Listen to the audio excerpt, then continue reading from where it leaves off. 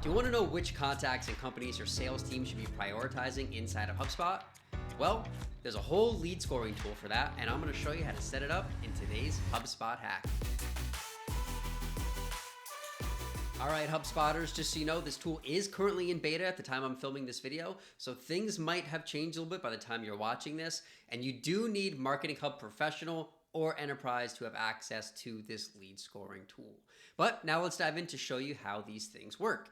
First thing you want to do is obviously log into HubSpot. On your left-hand side navigation, you'll want to go to Marketing, and you'll see lead scoring here. If you do not see this here, that means that it is still in beta. You might have to go and opt into that beta to have access to this tool. But click lead scoring, and it will bring you to this lead scoring builder page. A couple things I want to mention is that if you have Marketing Hub Enterprise, you then will have access to Create Score with it AI, which we're not going to cover inside of this video. And when you click to create a score, you'll get options if you're on Marketing Hub Pro to create contact engagement scores, contact fit scores. But if you are on Enterprise, you'll also have the ability to do combined scores, which is calculating a combination of both engagement and fit.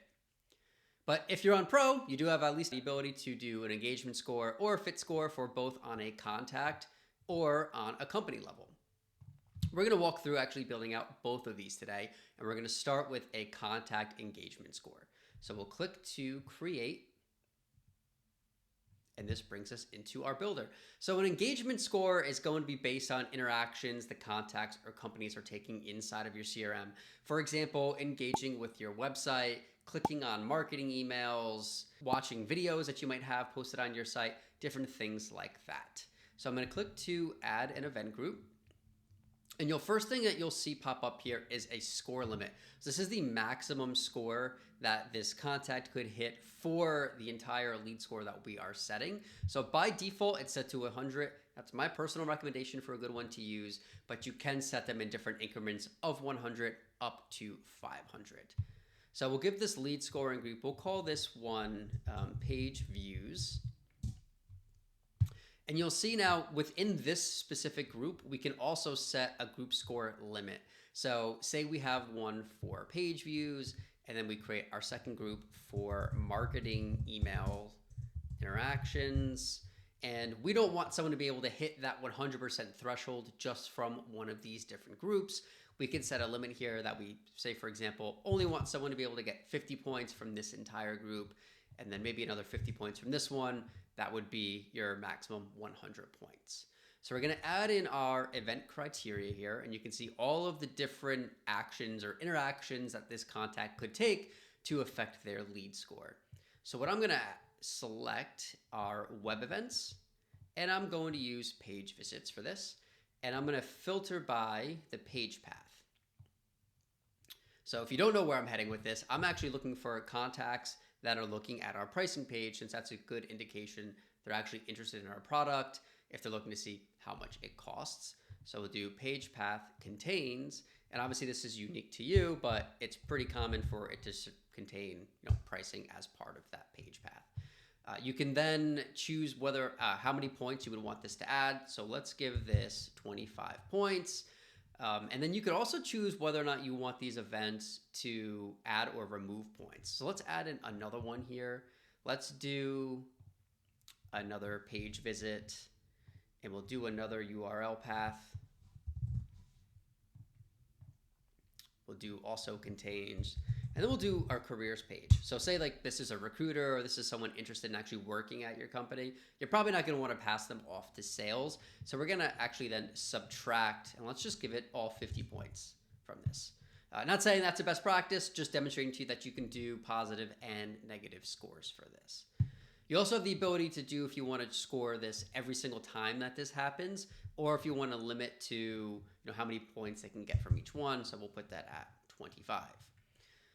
You'll also notice up here we have decay scores. So this is unique for interactions, meaning if somebody viewed your pricing page 180 days ago, 90 days ago, whatever it is that somebody you still want to pass over to sales? The answer is probably no. You probably want this to just be recent interactions. So we could say we want to decay this score by 50% every 3 months, by 100% every 1 month, 12 months. We have different options that we can play with here.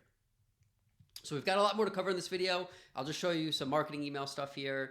You can do ads, you can do calls, but if we do marketing emails, we'll say, we'll do click the link in an email, then we can choose specific emails or anything like that for interactions, and we'll give this another 50 points here.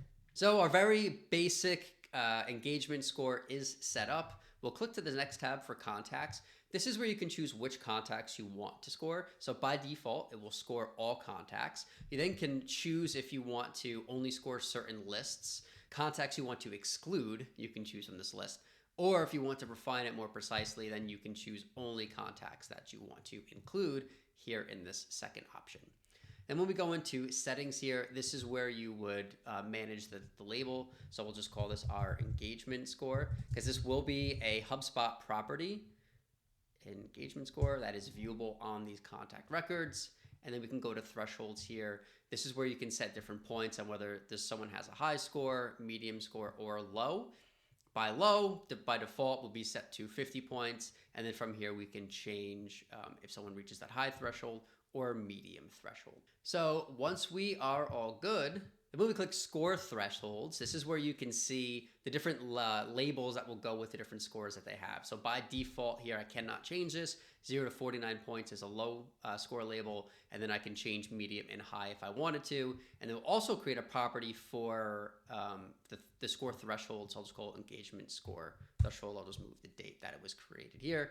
So this will give your sales reps and whoever's contacting these prospects a look at what threshold these people are in for this engagement score.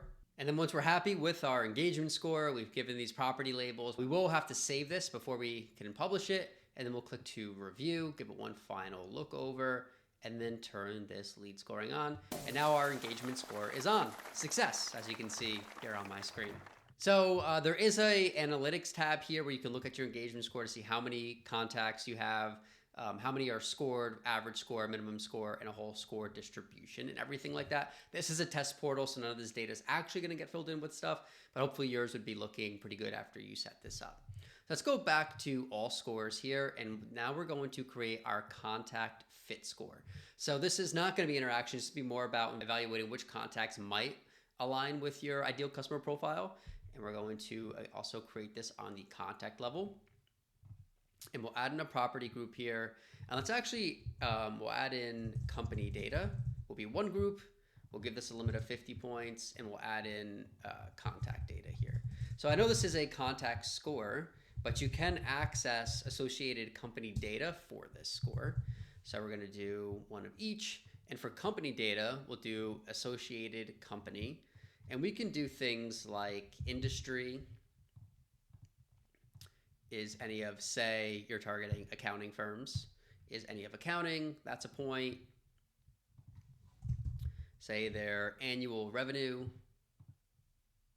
is greater than or equal to $1 million. And let's say also we only want to target people in the United States. Country is equal to any of, definitely double check what your naming convention is for country inside of your HubSpot when you're setting this up. You can also add multiple things like United States, USA, US, things like that. So we have our company data set up. Now we only want to add in specific contacts that might meet some criteria that we're interested in. So say, for example, this contact's job title,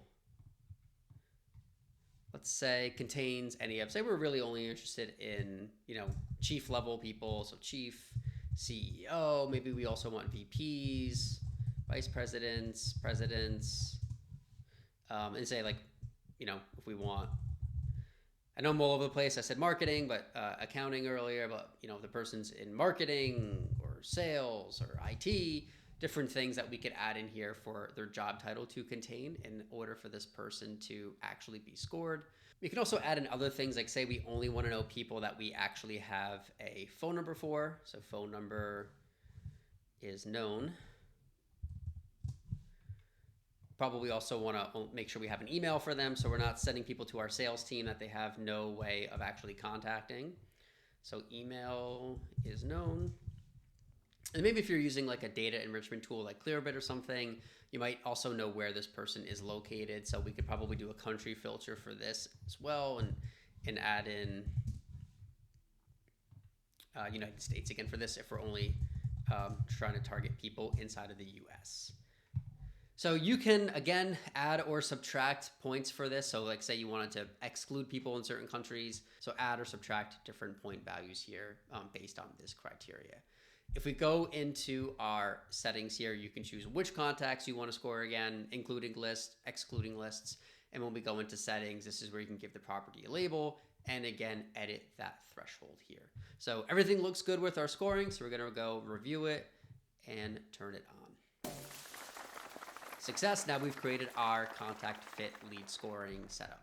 So the last hack I'm going to show you is now what to do with these contacts when they hit that threshold score that you want them to hit in order to pass them over to sales. To do this, we're going to be using the workflows feature, which is something you also need Marketing Pro or Enterprise for, or any other professional level hubs or higher. So we'll go to automations and then workflows, and then we'll click to create a workflow from scratch. And we'll want to make this be contact based.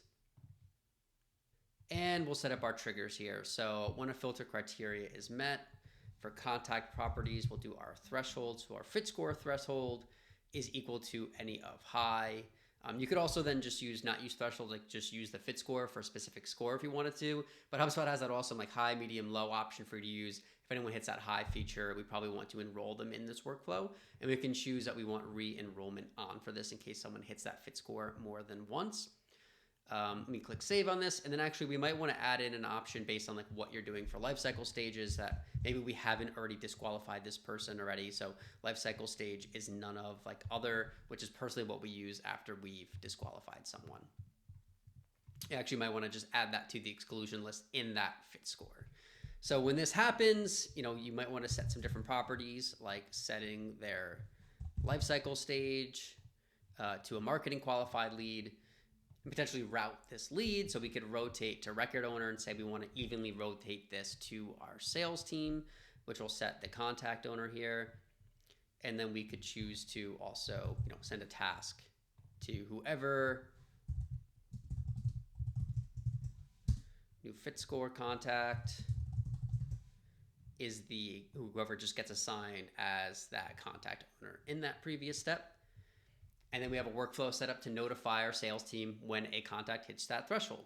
So that's an introduction to HubSpot's lead scoring tool. I hope you liked this video. Remember to like and subscribe for all the latest and greatest HubSpot tips and tricks, courtesy of HubSpot Hacks. Thanks for watching and happy HubSpotting.